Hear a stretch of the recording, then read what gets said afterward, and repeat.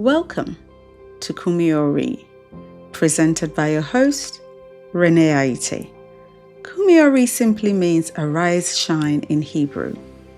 Here at Kumiori, each episode of this podcast offers insights into the scriptures through a Hebraic lens, giving you a fresh perspective and nuggets of wisdom to inspire and guide your journey.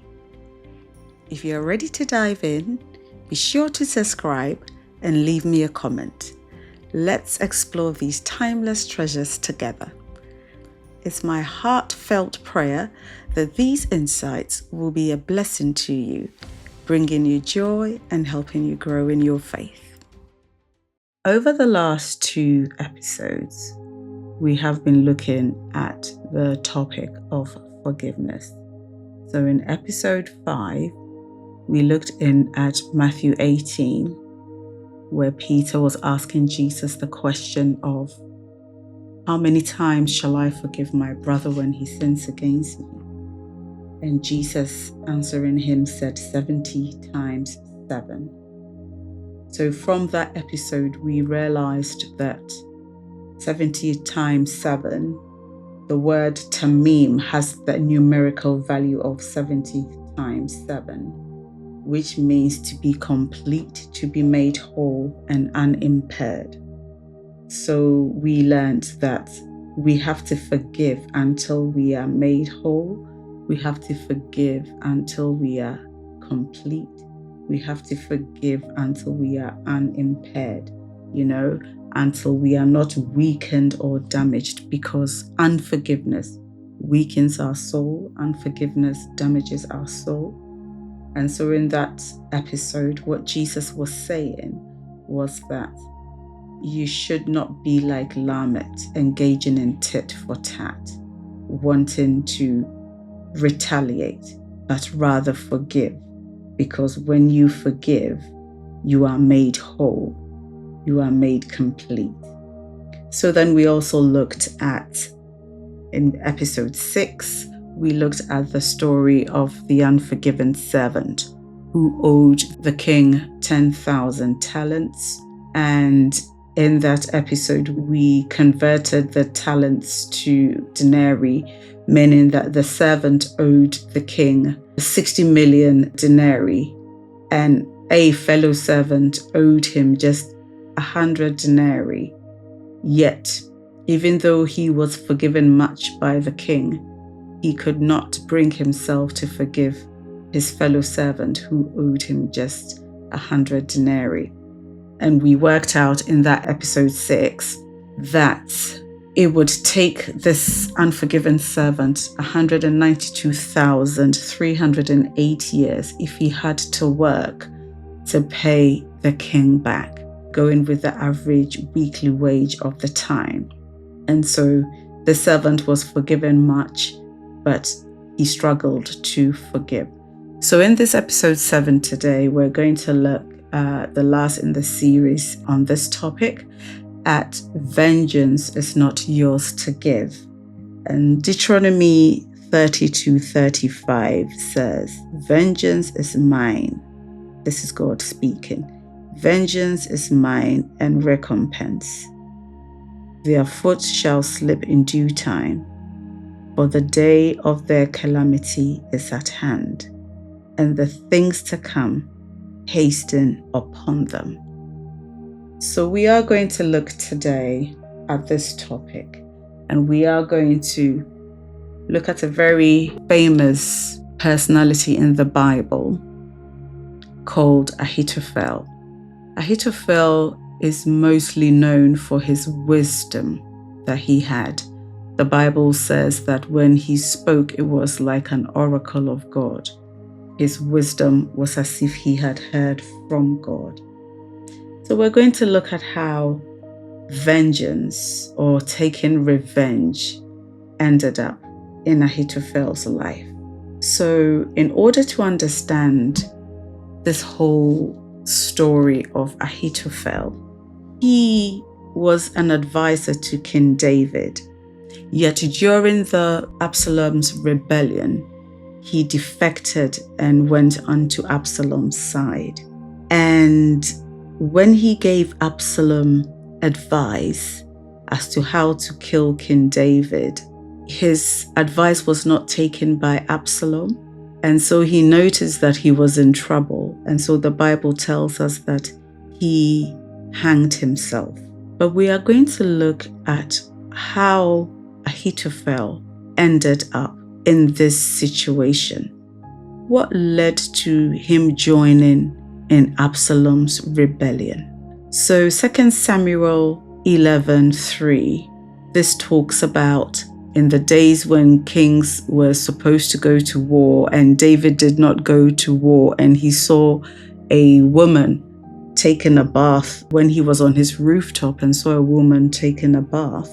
So he asked for the woman to be called to him, and Bathsheba came and he slept with her. Bathsheba was married to Uriah. But then Bathsheba, the Bible says in 2 Samuel 11:3 that she was the daughter of Eliam. 2 Samuel 11:3 says, so David went and inquired about the woman, and someone said, is this not Bathsheba, the daughter of Eliam, the wife of Uriah the Hittite? And so Bathsheba is the daughter of Eliam, and Eliam is the son of Ahithophel, the Gileonite. So do you see the connection? Ahithophel, even though he's an advisor in David's court, yet the king, David the king, took his granddaughter, Bathsheba, who was a married woman, and forced her and slept with her. So I guess that act by King David made Ahithophel upset, and he harbored some resentment in his heart for David for taking his granddaughter, a married woman, killing her husband in the war, asking Joab to let him go into the battle where it was very intense and leave him, not give him any support. And Uriah was killed. So Ahithophel must have been very upset with King David with this act, and he harbored resentment. So when he defected into Absalom's camp, he also gave Absalom an advice, kind of like a tit for tat advice. So in 2 Samuel 16:21, Ahithophel advised Absalom that he goes into his father's concubines on the rooftop, this same rooftop again where David was when he saw Bathsheba having a bath. Ahithophel advised that Absalom goes on the rooftop in front of all of Israel and go into the concubines of his father.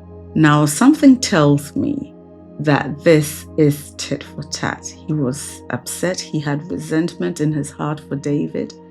So the very way that you took my granddaughter is the very way that I will let your son also disgrace your concubines. So that is that tit for tat thing as well. So then, the Bible tells us that he gave Absalom advice on how to get King David out so that Absalom can become king. And so he did say to Absalom that he was going to kill King David, that Absalom should give him some people to go and chase down King David, and that he was going to kill only King David and capture the rest of the people and bring them back to Absalom. So then, how do we manage conflicts? How do we manage disputes? What is the correct way when someone has done something to you and you're harboring that bitterness in your heart? Because that is not helpful. So we're going to look at conflict today and how we deal with this kind of conflict, because the Hebrew word for dispute or conflict is maluket, and the sages strongly warn against destructive conflict. So in Absalom's case, he wanted the kingdom. So he engaged himself in conflict. And Ahithophel also joined Absalom in this conflict, and it did not end well for both of them. But then the Bible says in Psalm 133 verse 1, "Oh, how good and pleasant it is for brothers to dwell together in unity." And the sages say that the only conflicts that are allowed is the conflict that is for the sake of heaven. That is the only conflict that will endure. But any conflict that is for the sake of ego, for the sake of pride, that would not endure. So, for example, if we look at other rebellions or other conflicts in the Bible, how did it end for Korah? When he was rebelling against Moses, it did not end well for him. And so we also learn from 2 Samuel 17, it did not end well for Absalom, nor did it end well for Ahithophel. The Bible says in 2 Samuel 17:23, after Ahithophel's advice was not taken by Absalom, and Absalom took the advice of Hushai, the Bible says in 2 Samuel 17:23, says, now when Ahithophel saw that his advice was not followed, he saddled a donkey, arose, went home to his house, to his city. Then he put his household in order and hanged himself and died, and he was buried in his father's tomb. So the Bible tells us that Ahithophel went home, put his house in order, he hanged himself, and he died. But when we go into the Talmud in Bavra Basra 147a, the Talmud gives us more detail as to the charge that Ahithophel gave to his household. The Bible there says he put his house in order, but the word behind that savar is to charge or to command. So let us look at this command or this charge that Ahithophel gave his sons. So he said to them, do not dwell in the courtyard of orphans, meaning do not get yourself entangled with the vulnerable people or prevent justice or divine judgment. And then the second thing he said was, do not rebel against the king's authority. So here we can see his own regretful self-critique that he rebelled against the king's authority and now he's in this situation. And the third thing he said was, if your time is favorable, act. Meaning that if you find a good opportunity, take the opportunity wisely. Take every opportunity wisely. So, looking at a very wise man like Ahithophel, these are his last words that he said before he hanged himself. Or let us say that his last will and testament. He's saying that do not rebel against the king's authority. Now in his wisdom, looking back after his advice was rejected, he saw that this is a very treasonous act.